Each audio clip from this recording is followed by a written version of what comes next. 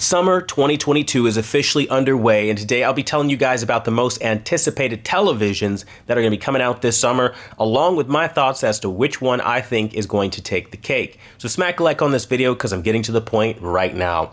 So right now in front of me, I have the Samsung S95B. This, in my personal opinion right now, is the best TV of 2022.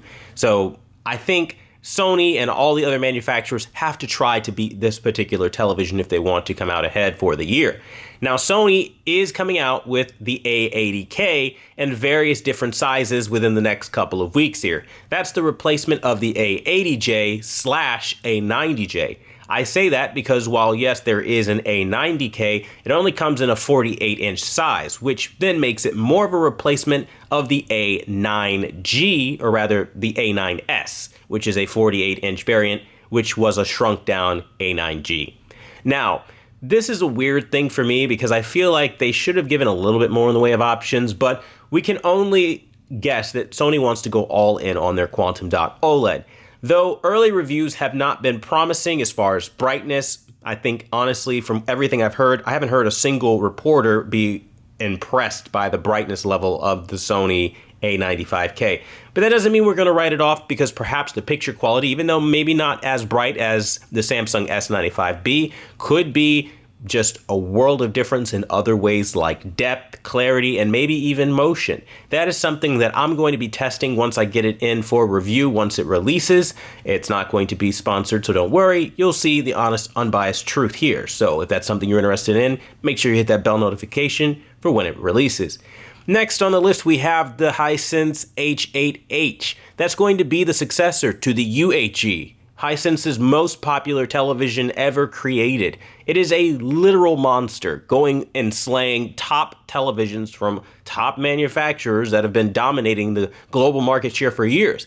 And if they do just a little bit to improve what was already great about the U8H, that television again will be in a similar light.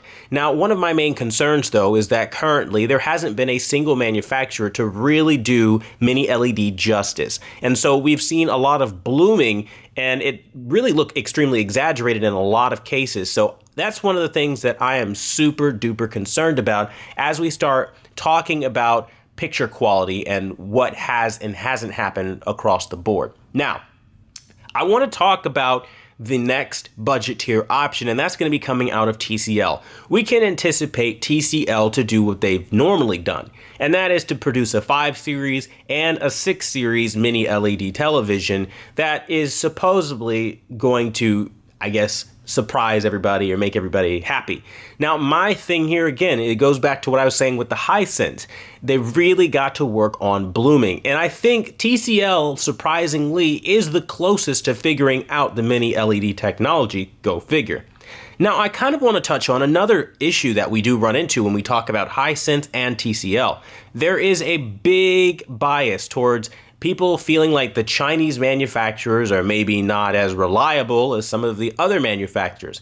I can safely say I have seen my fair share of Sonys, LGs, and Samsungs die just as easily as any of the other manufacturers. In fact, I found Hisense to be the more reliable out of all of the LEDs I've experienced because I haven't had a single problem with a single Hisense that I've ever reviewed or ever had. And the thing is, when you talk about reliability, that's something to think about. Now, TCL, I have had a ton of glitches and weird issues and defects with them that, again, I just haven't had on Hisense, which would be the direct competitor as we're talking about Chinese manufacturers. But there's always immediately, when we talk about televisions, this extreme conversation of, oh, I can't buy a Hisense, I don't trust them.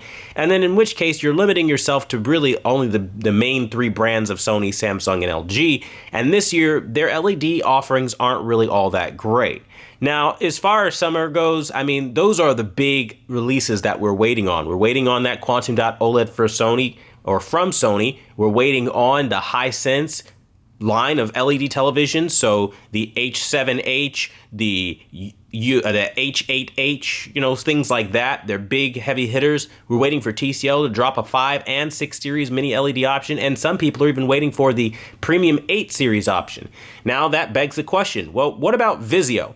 Vizio usually launches their TVs in fall, like around September, October-ish. A very weird timetable, and sometimes even later than that.